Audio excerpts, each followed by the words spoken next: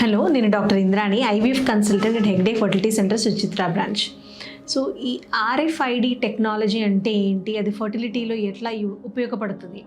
So RFID అంటే radio frequency identification technology అనమాట. అంటే దీన్ని ఎలక్ట్రానిక్ విట్నెస్ సిస్టమ్ అని అంటాం. సో ఇప్పుడు ఏంటంటే నార్మల్గా చాలామందికి ఇప్పుడు IVF ట్రీట్మెంట్ తీసుకున్నప్పుడు అసలు వాళ్ళ ఓన్ స్పర్మ్ యూజ్ చేస్తారా లేదా, వేరే ఎంబ్రియో పెడతారా లేదా, ఇలాంటి చాలా భయాలను ఉంటాయి. సో ఇప్పుడు ఈ RI విట్నెస్ సిస్టమ్ ద్వారా ఏంటంటే నార్మల్గా పేషెంట్ వాళ్ళకి IVF ట్రీట్మెంట్ అనేది డిసైడ్ అయిన తర్వాత, వాళ్ళు రిజిస్టర్ అయిన తర్వాత వాళ్ళకు ఒక ID ఇవ్వడం జరుగుతుంది.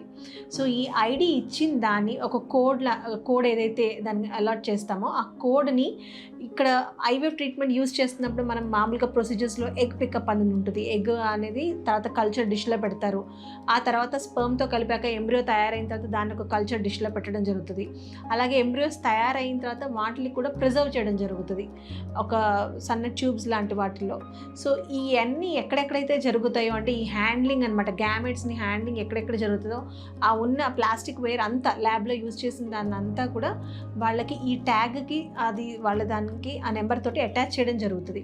సో దానివల్ల ఏంటంటే ఎప్పుడు వాళ్ళ గ్యామెట్స్ని యూజ్ చేసిన ల్యాబ్లో దానికి ఎర్రర్ అనేది జరగకుండా 100% అనేది మనం అక్కడ పేషెంట్కి కాన్ఫిడెన్స్ ఇవ్వడం జరుగుతుంది అనమాట. సో ఇలాంటి ఎర్రర్స్ అనేది మనం అవాయిడ్ చేయడం జరుగుతుంది. అలాగనే ఎంబ్రియో మిక్సింగ్, ఈవెన్ ట్రాన్స్ఫర్కి ముందు కూడా మనం ఎంబ్రియో ట్రాన్స్ఫర్ చేసేటప్పుడు కూడా వాళ్ళ ఎంబ్రియోస్ని మనం ట్రాన్స్ఫర్ చేస్తున్నాం. సో ఇది ఏమవుతుందంటే ఈ కోడ్ అనేది అలాట్ చేయడం వల్ల ఎప్పుడైనా మిక్సింగ్ కానీ అలాంటివి ఏమైనా జరిగినా మనకు ఒక అలర్ట్ సిగ్నల్ అనేది అందుతుంది అనమాట. సో దానివల్ల ఇలాంటివి కాకుండా మనం ఎర్రర్స్ అనేది జరగకుండా కూడా ప్రివెంట్ చేయడం జరుగుతుంది.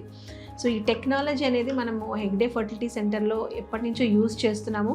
అండ్ చాలామంది కాన్ఫిడెంట్గా వాళ్ళు ఈ టెక్నాలజీని యూజ్ చేసుకుంటున్నారు.